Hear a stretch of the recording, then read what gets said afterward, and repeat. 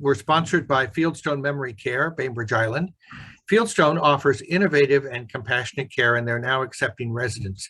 If you'd like to schedule an appointment of Fieldstone's beautifully appointed apartments on Rolling Bay, call 360-271-2530.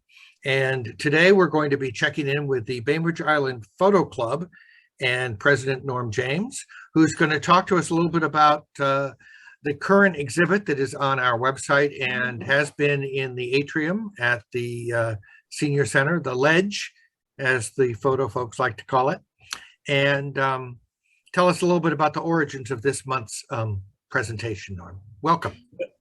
Thank you, Reed. So what the origins are for this month's showing has to do with our photo club and its members. As you know, about once a month, we trade off the photos for, a different photographer, and every month. And quite often, honestly, we have some members who never show their work for a variety of reasons. Maybe they don't print, or they really don't want to show their work, and that sort of thing. And so most of these are from our members who have not either shown their work or have not shown their work in quite some time. And the photos, so with the photo club, we belong to an organization called Northwest Council of Camera Clubs. And it is a council of all of the camera clubs in the Puget Sound region. And every year we enter contests, our club enters contests, individual members submit their photos. Prior to COVID, we submitted printed photos. For this past year, we submitted digital photos. And that's where these photos are taken from. And also there is an annual conference, the NWCCC annual conference, and they have multiple contests that our members enter, digital slideshows, prints, and that sort of thing. So, but these particular photos are taken from our members' entry into this year's, we'll call it the Traveling Digital Show. So obviously this is Dawn's photo that she submitted. In the lobby is the color version of this particular photo. So obviously everybody knows that Dawn is a spectacular bird photographer, and she has just done a wonderful job on this particular photo. So I've always enjoyed looking at this. One thing about Dawn when she takes her photos is that they're always active. It's not an eagle sitting in a tree or something or other. She just does a great job in her bird photography. Next should be Jane's. Jane's not here, so she sent me some notes to talk about this. Jane lives in Port Ludlow, and she says this is taken from near her home in Port Ludlow. Early one morning, she says this is her favorite spot in Port Ludlow, and she says this is one of the images that she managed to take one morning. Go ahead, Reed. D Armand's photo. Everybody in the photo club knows that John and Sue travel quite a bit, and as far as I have ever known, they've never shown their photos through the Senior Center. So again, this is one of, I don't know where this is taken. This by looks like Bryce Canyon.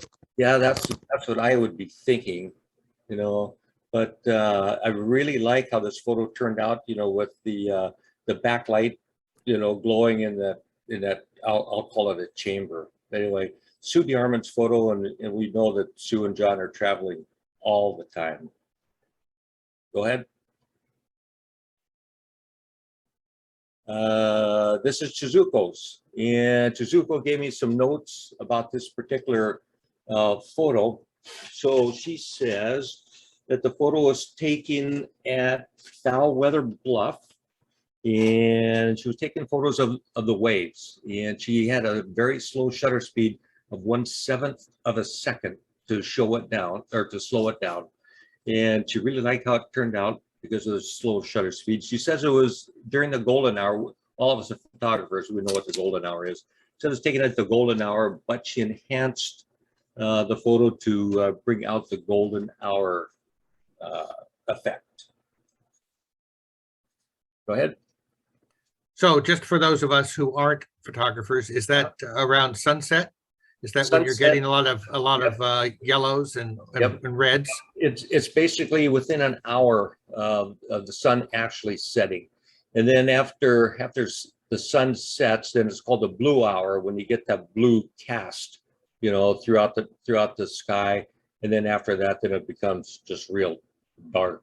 Yeah, you know, so you have the same thing in the morning. It's just the reverse in the morning, where you have the dark, then it goes to blue hour, then it goes to the golden hour in the morning as well. For those of you who are not photographers, you know, for landscape photography and a lot of outdoor photography, those are the best hours to shoot, because you don't have harsh light, and you know, you get more shadows, a lot more detail in the photographs, etc. So this is by Arlen, and Arlen Price is, I would say he's a newer member.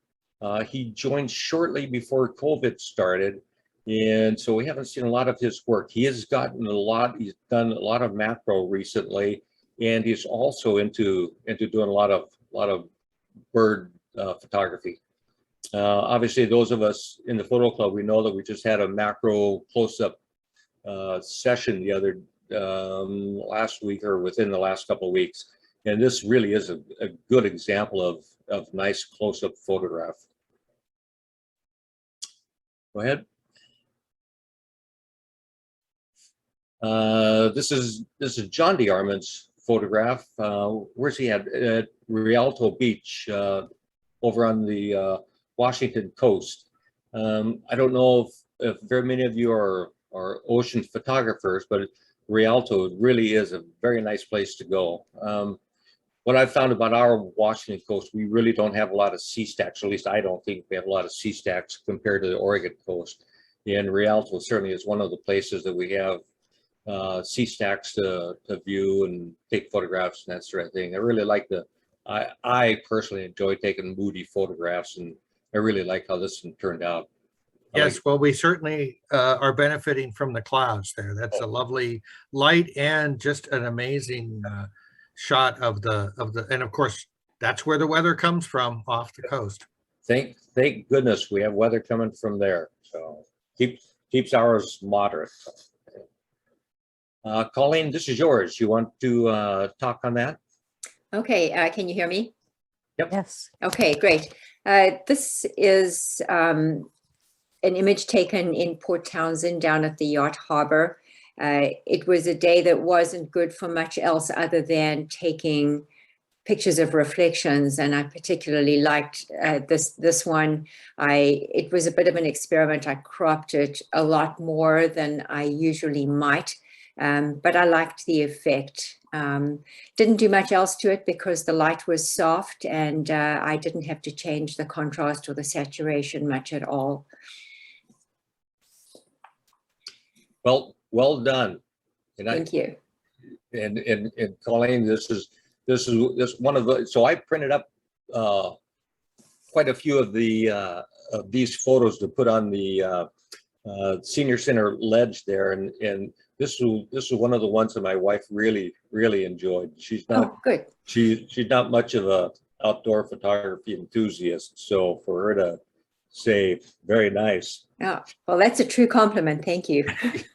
Well, it's a lovely, very moody piece as well. The idea of seeing how the blue of the reflection and the jaggedness of the boat lines in the water is just it's very pensive. Thank you. I really like how the lines, you know, they're almost leading lines from the dark into the white hull of the boat. Yeah. You know, Yeah. it's just very nice photograph. Thank you. Irma. Well, this one is an interesting one. As Norm mentioned, he had printed a number of these images to put on the ledge. And give Norm credit, he tried to print this. However, it would not print in the format that he wanted to. And the reason is because this was taken with my very first digital camera, which of course didn't have a whole lot of pixels.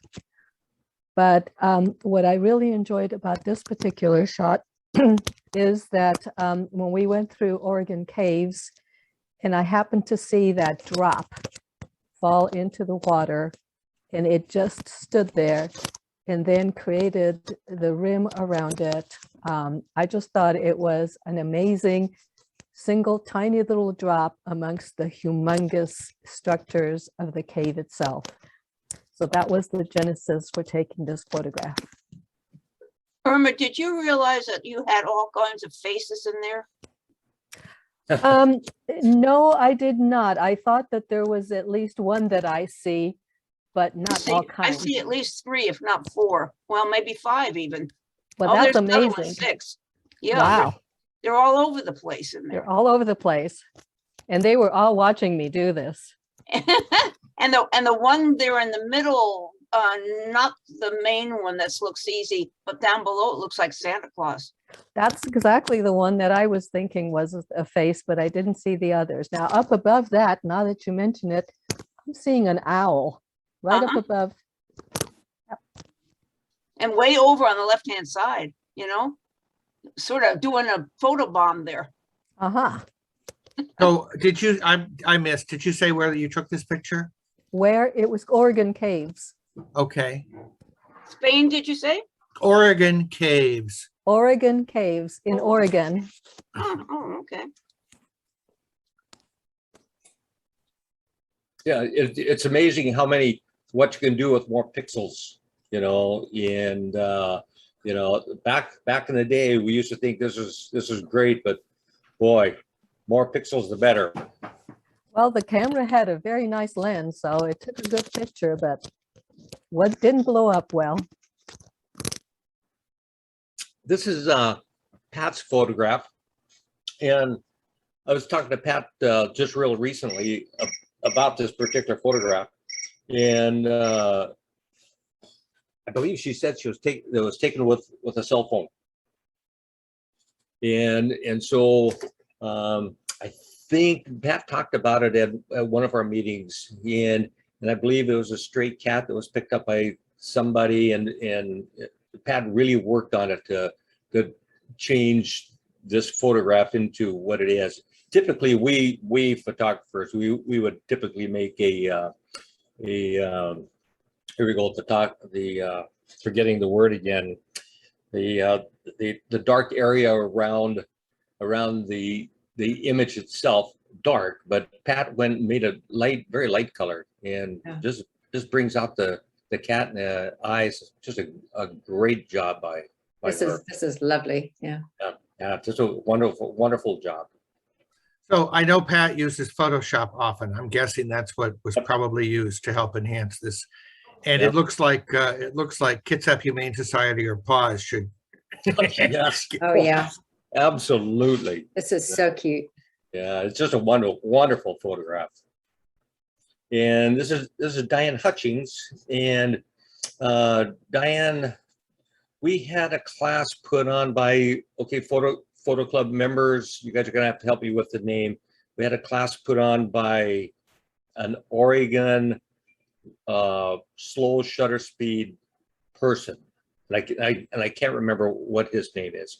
But Diane took a class from him, and then she came back and took this particular photograph. And so for the non-photographers out there, so what this is, when Chizuko said that her shutter speed was open for 1/7 of a second, I couldn't tell you how long this shutter was open, but it would be for multiple minutes to get the water smoothed out and to get the clouds smoothed out. I can't remember where the photograph was taken, but I think she did a great job of the use of the long shutter speed. So Is that a reflection of what we're seeing? no, it's not. Well, the bottom of the posts are reflections. And so one of the things that happens when you do with a long shutter speed is that, you know, I would venture to say there's probably some wave action going on, probably not very much, but it wouldn't have given you the reflections like you have right there. When you have a slow shutter speed, that'll give you more of the reflection that's there, just because it's wiping out all of the movement around it. So yeah, just a great long exposure photograph. Wow. And this is Bob's, and I know Bob talked about it at one of our meetings. And it seems like he said that they were sitting out on their back veranda or something or other, and overlooking the Olympics. And then they had this lightning storm start coming across. He ran in, grabbed his camera, and took the shot. So just, you know, there's nothing better than being at the right place at the right time. Kind of the opposite of what Diane did. This is Yep. caught in a minute. This is Oh, more like Irma's picture. Yep. Well, Irma's she could probably time, because if you stood there long enough, there would be another drop coming. so maybe not so much for this one though. So, but you know, I'm just amazed at people who manage to get, you know, lightning photographs, because, you know, it's just, I would say it's almost happenstance, you know, that you just happen to have your shutter open, you know, that sort of thing. Anyway, yeah, just a great photograph. I'm sorry, you know, that again, this particular photograph, it was so small, the pixels were so small that it isn't very clear, but it really is a very, very nice photograph, you know. So these photos remain on our website, and if you're watching this online later, the link is in the description of the YouTube channel page. And then you have another exhibit about to launch in December, holiday photos. That's what it is. So this one, the one that's coming up the 1st of December, it's going to be holiday/winter photographs, and they're all done by the photo club's board members. And so it should be very interesting. I've seen a couple of them already, like something or other about cookies, but I'm not sure what those are. They look like gingerbread men. And right? if somebody, and the photo club is currently meeting online. We anticipate going having our first actual indoor meeting in January. You know, if the COVID rules don't change, then we anticipate in January. So stay tuned, and you know, we'll let everybody know. So we certainly hope that's what happens. Okay, and my understanding is that you usually have a general meeting and a workshop each month, and sometimes even a movie. Is that? Yeah. So we try to have, I'll call it 3 meetings per month. We have our general meeting, and our general meeting consists of every other month, where our members show their photographs, and they always have some kind of a theme. January's theme is monochrome. Can't remember what March's is, but every other month we have a showing, and it always has a theme. And then it would actually be the even months, so it'd be February, April, you know, and then even months from then. Then we have an education night, and our education night always has something to do with photography, whether it's new programs that are out, or different genres of photography and that sort of thing. And then those are the second Wednesday of every month. And then on the third Wednesday and I'll say most months, we either have a movie night, which all has to do with photography, or we have what we call a third Wednesday workshop. Short is TWW. And what that is, that's all workshops. I would say it's almost hands-on workshops about something new with photography. So with any luck, come January, we'll start having those in person again. And if anybody's watching this that wants to learn more, you have an email address, I think, on Gmail for people who want to inquire. Right. BI Photo Club at, I think it's BI Photo Club 6 I'm at sorry. gmail.com. BI Photo Club. 6, the number 6. At least that's what it says on your website. Irma's shaking her head, yes. Good. And you can go to the website, biphotoclub.org. And .org, absolutely. well, thank you for sharing this, and thank you for continuing to post video or post photos with us online over COVID. I hope we can continue to do that into the future. I certainly hope so. Also, everybody out there, have a wonderful Thanksgiving, and hopefully we'll see you soon.